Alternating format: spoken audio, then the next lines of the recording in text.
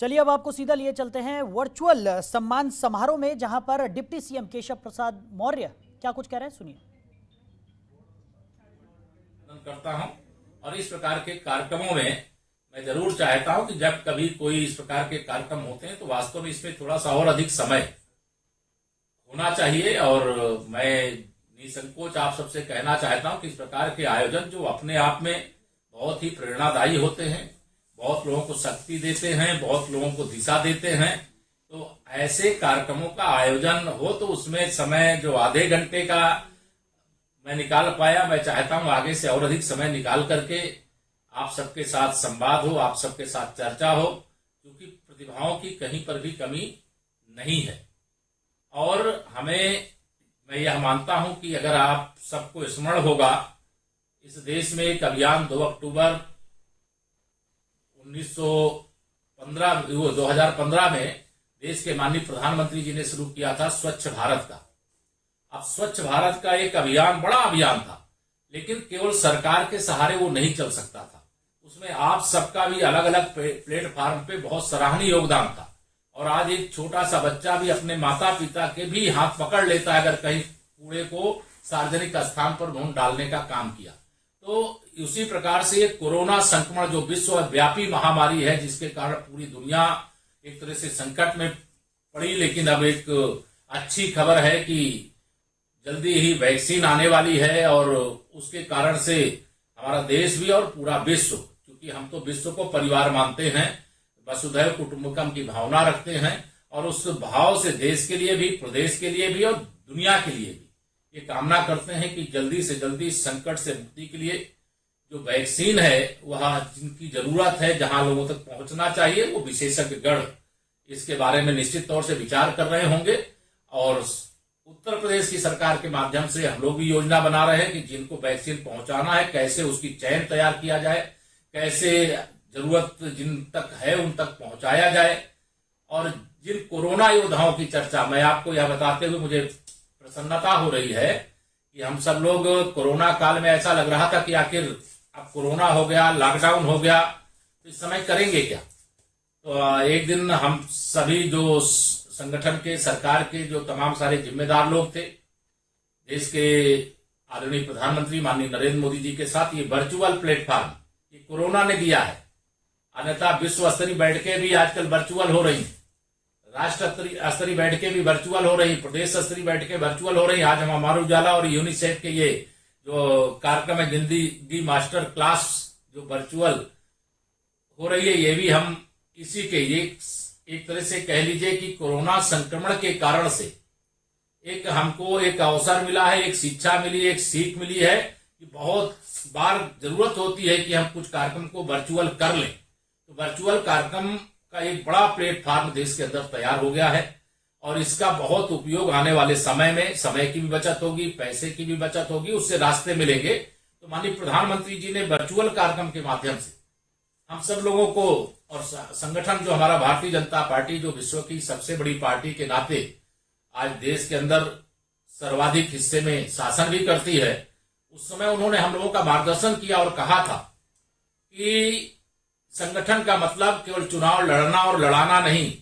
चुनाव लड़के जीतना और सरकार बनाना नहीं, बल्कि संगठन का मतलब सेवा करना है। तो सेवा चाहे सत्ता में रह के करो, चाहे संगठन में रह करके करो, चाहे जनप्रतिनिधि रह करके करो, चाहे पार्टी के पदाधिकारी रह करके करो। तो इस दौरान समाज के अनेक संगठनों ने, सामाजिक संगठन, व्यापारिक संगठन,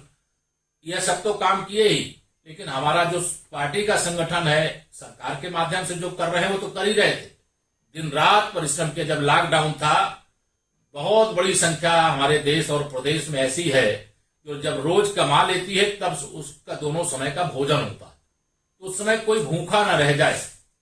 और सेवा का काम ही हमारा सबसे प्राथमिकता में रहना चाहिए, इस प्रकार का मार्गदर्शन मिला।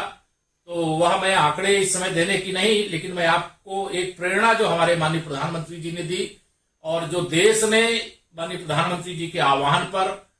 एक साथ खड़े होकर के, कोई भूखा ना रह जाए, कोई कमी ना रह जाए। चुनौतियां आई, जब इस प्रकार से अचानक कोई आफत आती है, आपदा आती है, तो संकट आते हैं, लेकिन उस संकट का सामना देश और प्रदेश ने समाज के सहयोग से मिलकर के जिस प्रकार से किया, वह भी एक हम सबको प्रेरणा देने वाला विषय है। इसलिए हम कभी सोच नहीं सकते थे कोरोना और कोरोना के बाद कोरोना योद्धा कहा जाए।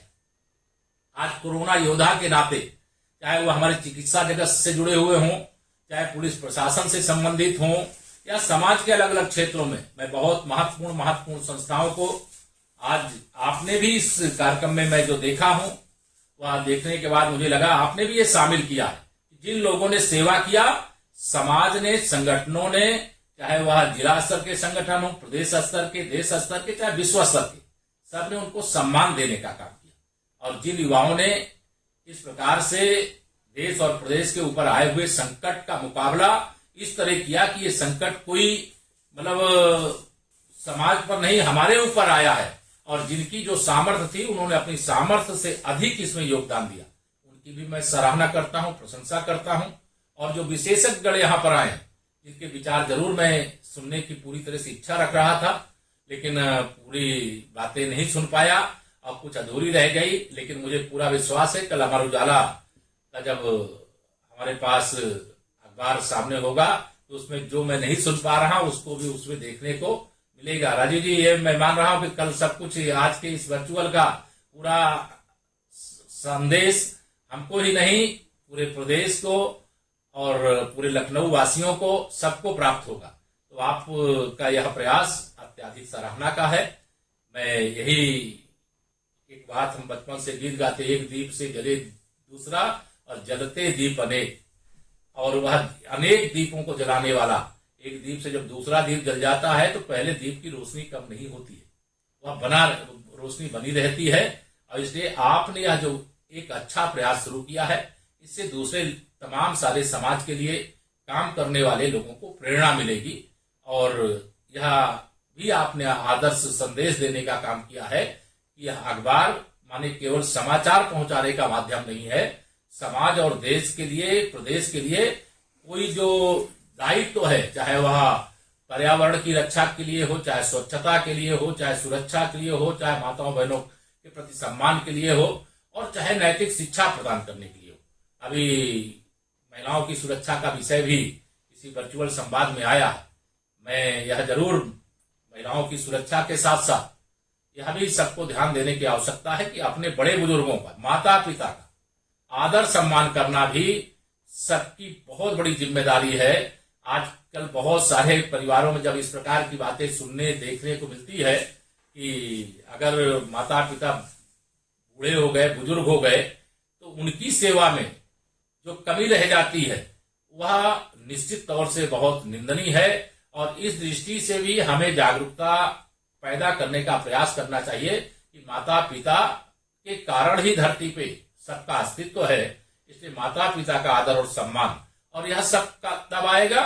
जब हम नैतिक तरीके से लोगों को, आने वाली पीढ़ी को शिक्षित करने का, उनको समझाने का काम, और इसमें विद्यालय की जो भूमिका है, जहां वो पढ़ने के लिए जा रहे हैं, उसके साथ साथ परिवारों की भी भूमिका है। खबरों के निष्पक्ष विश्लेषण के लिए सब्सक्राइब करें Jantantra TV and press the bell icon. Never miss any update.